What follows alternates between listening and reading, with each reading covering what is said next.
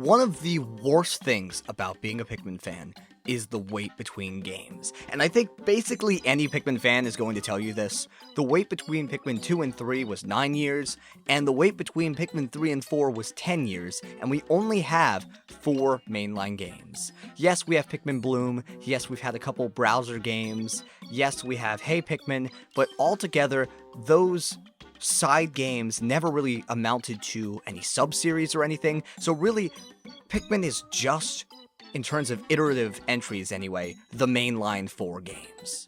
Every time there's a new mainline Pikmin game that's announced and released, the community goes crazy, and there's so much activity, and the franchise gets new life, and then, over the next decade, it ends up falling into irrelevance and dormancy until the same thing happens, eventually again, 10 years later. It's a maddening cycle, and honestly, I'm, not that old. I'm only in my 20s, I'm 23, but if I have to wait a decade between every single Pikmin game, assuming that they keep making them for that long, there's not that many numbered entries I'm going to get to see before the end of my life. And that's a really, really weird experience to have.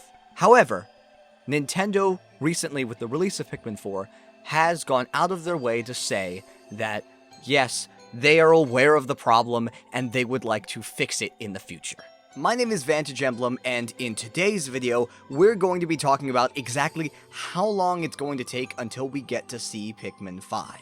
If you're new to the channel, I'm a Pikmin variety content creator and streamer, and if you want to see a bunch of different Pikmin stuff, I would recommend subscribing. It's pretty cool. I would appreciate if you did. But anyway, without further ado, let's get into it, specifically talking about an interview that probably holds some weight on this topic. During a Eurogamer interview conducted by Tom Phillips, one of Nintendo's developers, Takashi Tezuka, who served as a producer on Pikmin 4, was asked a question about the typical 10-year wait between games. And he ensured that he would try not to let everyone wait, and that it would be best as well if Pikmin 5 did not take as long. Now, I'd say this is good enough for me, but I want to make everyone aware that the last time we got a Eurogamer interview for a Pikmin developer by Tom Phillips, it was this infamous article about Pikmin 4 being close to completion that, just genuinely was not true. Even if you think this article was for some reason talking about Hey Pikmin, that game still didn't come out until 2017, and this article's from 2015. So if nothing else, we really can't trust Nintendo developers on when they say their games are going to come out, especially because game development is iterative and non-linear as a process, and just like a lot of different kinds of art, sometimes things take a lot longer than expected. But they're also commercial products, so it makes sense to have tight deadlines, right? So it's one of those things where the intent for games to go faster in terms of how quickly they're developed, what resources go into them, and how quickly they're intended to come to market, it really can matter, and the company really pushing for more Pikmin games can be great. That being said, we could also see a Metroid Prime 4 situation where the game was intended to be out soon and announced around 2017, and we're just now seeing pre-orders for that game canceled, and the game still isn't out, and we know Metroid Prime 4 Beyond is coming soon. We've finally seen gameplay, and we've been told the release year is this year, but again, we still don't have the tangible game in our hands, and if the game gets delayed for 2 more years, it could be 10 years, just like Pikmin games. My point is, this isn't a thing that just affects Pikmin. It clearly has affected Metroid 2. Look at the development of Metroid Dread and Metroid Samus Returns, and how long it took for a new numbered Metroid 2D game to come out. Game development is hard, especially if you're trying to reinvent the wheel as much as Nintendo does with every single one of their series. Seriously, even games that seem to keep assets like Pikmin 1 to Pikmin 2, or Ocarina of Time to Majora's Mask, or Breath of the Wild to Tears of the Kingdom, there's some crazy new mechanic that's introduced that really tries to shake up the status quo. And that ambition, while admirable, is really, really, really, really, really expensive, at least in terms of time, if not also development money. And so, we're left in situations where games take a long time to complete. What Nintendo tries to do is cycle their franchises. Almost certainly there will be a new Fire Emblem game that releases at some point. on the Switch 2 when it comes out. We'll most likely see a 3D Mario, a 2D Mario, a 3D Zelda, a 2D Zelda, a new Animal Crossing, a new Mario Kart, a bunch of new Kirby's, new Pokemon, pulling from the first-party games and the second-party games, and also big third-party releases to keep consistent interest in the console. Pikmin 5 will most likely make it out on that console. Pikmin has not missed a home console yet with the exception of the Wii, and that one, I mean, it still got 2 ports, right?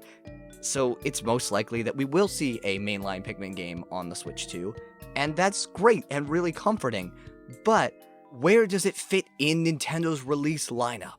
Pikmin is doing better sales-wise now than it ever has, but Nintendo's first-party lineup is important for the launch of a new console, and it may be hard for Pikmin to be prioritized against other games in the early lifespan of the Switch 2. Additionally, we can't just look to other Nintendo franchises for a direct model for Pikmin, since Pikmin's performance has been honestly weird compared to other Nintendo franchises in the same way Metroid's been weird. I mean, take a look at 3D Mario, for example. These games are a premium, and they're also Nintendo's bread and butter. Pikmin, as a franchise, could only dream of being of the success of Mario, even though Miyamoto may have intended for it to be the new Mario at some point, that clearly didn't happen. Mario is the premier Nintendo franchise.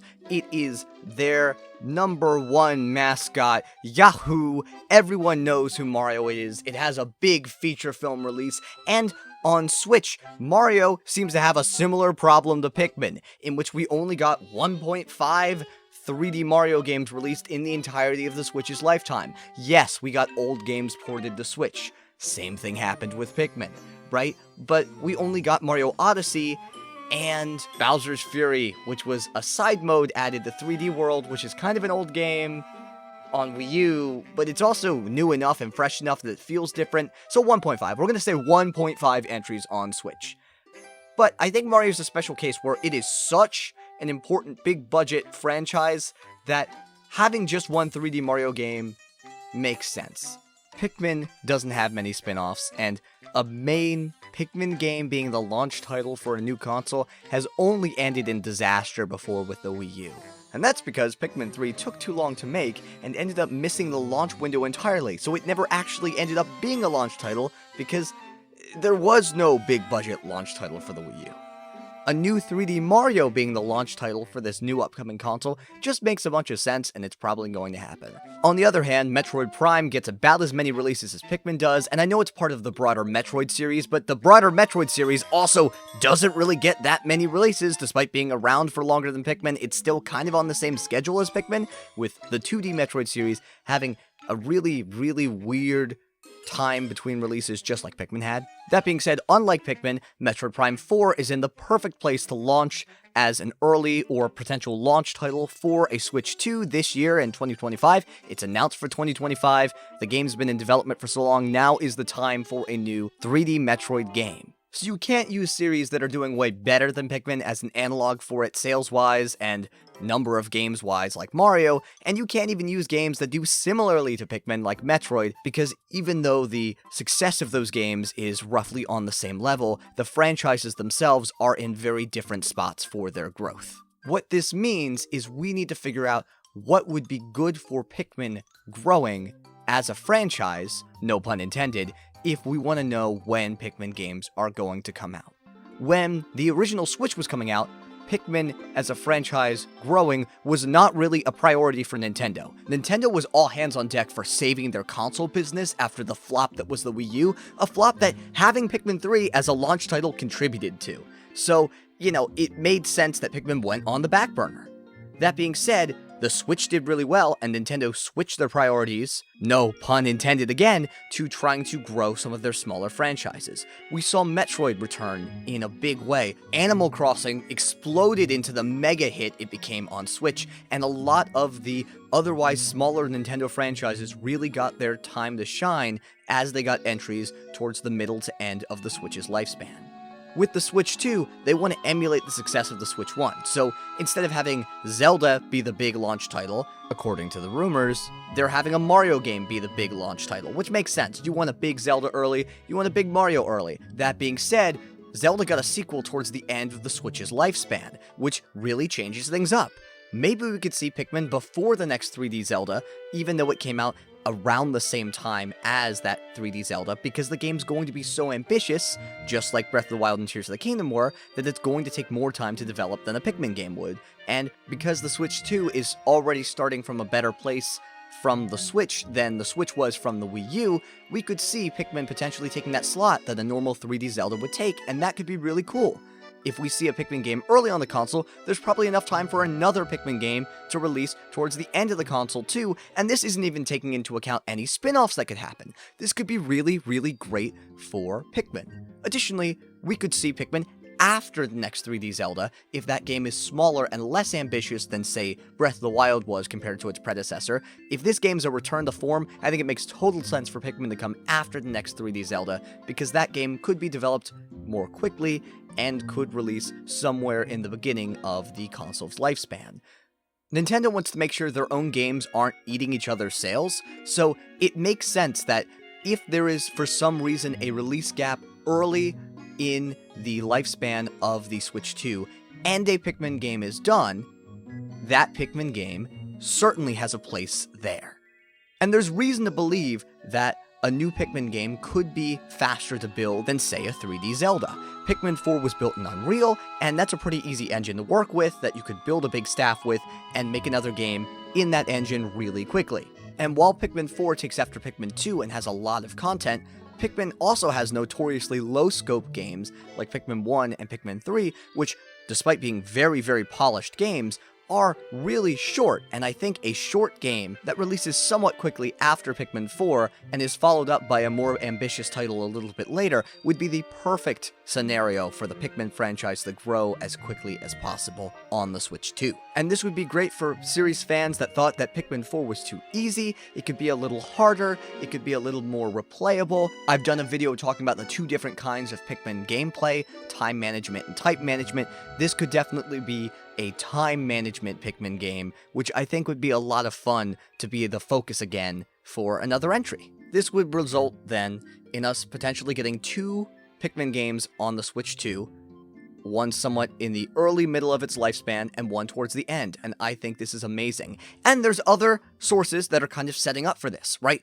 For some reason, the Pikmin Garden website is still getting updated with big lore reveals happening on it, right? Pikmin is still getting regular new merch items, which I like to cover on the channel. If you want to check that out, I have a playlist listed in the iCard up here. It's cool. These are all indicators that the Pikmin franchise is alive and well. It's a healthy franchise that probably has the next numbered game in development. And I think that really is the key. When Pikmin 4 was in development, it was an unhealthy franchise coming off of an unhealthy console, so it didn't make sense to really take the gambit on Pikmin being prioritized again.